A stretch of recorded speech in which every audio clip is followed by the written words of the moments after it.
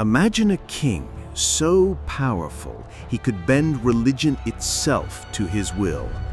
Yet by the end of his life, his body was literally rotting while he was still alive.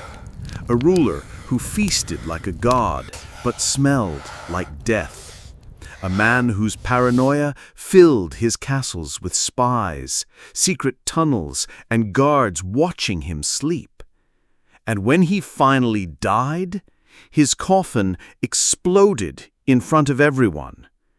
This isn't a horror movie. This is the true story of Henry VIII, the king whose body betrayed him in ways too grotesque for your history class to ever mention. But here's the thing. The nightmare didn't end with his death. What happens when the most powerful man in England begins to fall apart from the inside out? By the final years of Henry VIII's life, he wasn't just overweight, he was a walking catastrophe. His waist stretched to 54 inches, his weight hovered near 400 pounds, and his legs, they were covered in gaping ulcers that never healed. These weren't scratches, they oozed, festered, and smelled so foul that courtiers gagged before entering the room. Servants were forced to draw straws just to see who would get close enough to dress him. Imagine that. Serving the king was supposed to be the greatest honor in the land, but with Henry, it felt more like punishment. Some reports even claimed you could smell his rotting wounds from several rooms away. And yet, what truly shocked people wasn't just his body falling apart, it was how his mind changed. After a violent jousting accident in 1536 left him unconscious for hours, Henry's personality shifted. Doctors today believe he may have suffered a traumatic brain injury. Before, he had been charismatic, even charming. Afterward, he became cruel, paranoid, and terrifyingly unpredictable. One moment he would reward a noble with land and riches, and the next he'd have the same man dragged to the Tower of London. Nobody felt safe, not even his wives. But as shocking as his wounds and temper were, this was only the beginning of his nightmare. If Henry's body was a horror show, his marriages were something even darker. Everyone knows the rhyme, divorced, beheaded, died, divorced, beheaded, survived. But the truth behind those 6 wives is far more twisted than a schoolyard chant. Take Anne Boleyn. Henry didn't just decide she had to die. He staged a cruel spectacle. Her own brother and closest friends were executed first, forced into false confessions of affairs with her. Imagine watching the people you love slaughtered before knowing you're next. That was Anne's reality. Then there was Catherine Howard, barely a teenager when Henry married her. When he discovered she'd had previous relationships, Henry didn't just end her life. He rewrote the law itself. Suddenly, it was treason to marry the king without admitting your entire past. One man's bruised ego changed English law forever. Even the so-called lucky wives weren't free. Catherine of Aragon was locked away, forbidden from seeing her daughter, while Henry spread lies that she was mad.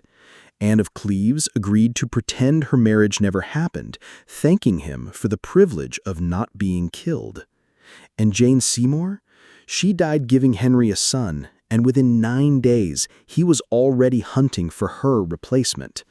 For these women, there was no escape. Divorce meant disgrace, resistance meant execution, and obedience, well, obedience still ended in tragedy.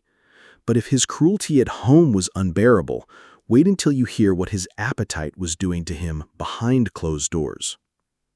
Henry didn't just eat like a king. He ate like he was trying to devour an entire kingdom. Historians estimate his daily intake at nearly 5,000 calories, double what an active soldier would eat at the time. But Henry wasn't marching into battle anymore. By then, he could barely walk across a room without collapsing into his special chair. His meals weren't simple feasts, they were performances. Imagine a table groaning with roasted pigs, whole chickens, mountains of bread, endless fish, and goblets of wine. Over 200 servants worked daily in his kitchens, preparing more than 800 dishes for the royal household, all because Henry demanded variety at every sitting. And then came the rituals. Every bite of food was tasted by multiple servants, and Henry forced them to wait 30 minutes before he'd touch it, just to be sure they didn't drop dead from poison. Eating for him was theater mixed with paranoia. Even stranger were his food beliefs. He swore that eating swan made him more graceful, venison turned him into a better hunter, and oysters boosted his performance. He stuffed himself with these foods, convinced he was absorbing their powers, like some kind of medieval superfood obsession. And here's the irony. While his body literally rotted from the inside, Henry banned humble foods like turnips and barley from his table, declaring them unfit for a king. The very things that might have saved him were beneath his royal dignity. But his obsession with food was nothing compared to the fear that ruled his every waking moment, because what came next turned his castles into prisons of his own paranoia. Henry VIII wasn't just paranoid. He turned paranoia into a weapon that ruled his empire. By his final years, the king trusted no one. He slept with loaded crossbows at his bedside and daggers tucked beneath his pillow. Guards stood inside his room as he tried to sleep, not to protect him, but to watch him, because he feared assassins could strike at any moment. His palaces became fortresses of suspicion. Henry ordered secret tunnels built into his castles so he could escape unseen. Peepholes were drilled into walls so he could spy on courtiers, and crude listening devices were hidden in meeting rooms. Nobody knew who was watching or listening. But here's where it gets truly twisted. Henry built an entire network of spies whose job was to spy on his other spies. Informants, watching informants, all terrified of being accused themselves. The court turned into a nightmare where one wrong word could mean a trip to the Tower. Even his meals became military operations.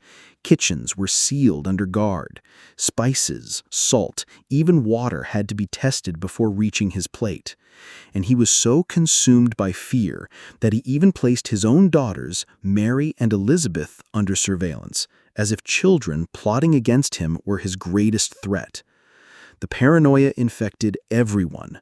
Nobles ratted out nobles. Servants betrayed their masters. No one was safe. A single dream Henry had could be enough to condemn a man to death. But if you think Henry's madness died with him, you're wrong. Because even in death, he caused chaos that shocked the world. You'd think the terror would end when Henry VIII finally took his last breath. But in death, he was just as horrifying as he had been in life. By the time his body gave out, Henry was so bloated and diseased that servants had to carry him in a special chair rigged with pulleys. His ulcerated legs dripped pus and flesh onto the palace floors, forcing attendants to follow behind with cloths. Even hardened physicians gagged at the stench of the dying king. When he finally passed, no one wanted to approach his body to confirm he was gone. His corpse was swollen so grotesquely that his skin stretched tight and shiny like it was ready to burst. To contain it, they wrapped him in lead and sealed him inside multiple coffins. But it didn't work. On the journey to Windsor, the unimaginable happened. The coffin exploded. Gases from his decomposing body burst the seals wide open, splattering royal remains across the hearse. Witnesses described dogs licking the fluids that leaked onto the road. The divine King of England reduced to dog food on a country highway. And even when they buried him, the ground refused to hold him. His enormous coffin sunk the soil again and again. And for years after, people swore strange noises and foul smells leaked from the tomb. Some said it was his ghost. Others believed it was simply the gases of a man who refused to rest. But the true legacy of Henry VIII wasn't just in the grotesque way he lived and died. It was in how absolute power twisted him into something barely human. So who was Henry VIII really? Not the heroic figure from paintings, nor the larger-than-life monarch from TV dramas. He was a man consumed by gluttony, eaten alive by his own body, and driven mad by fear. A king who destroyed the people closest to him, and in the end couldn't even control his own corpse. His reign wasn't just about power, it was a warning of what happens when no one dares to tell the truth, when paranoia replaces reason, and when a man believes he is untouchable. And maybe that's why his story still fascinates us today, because beneath the crown, Henry VIII wasn't a legend. He was a reminder that absolute power can rot a person from the inside out. The bizarre case of the king who rotted alive didn't end with his death. It became his legacy.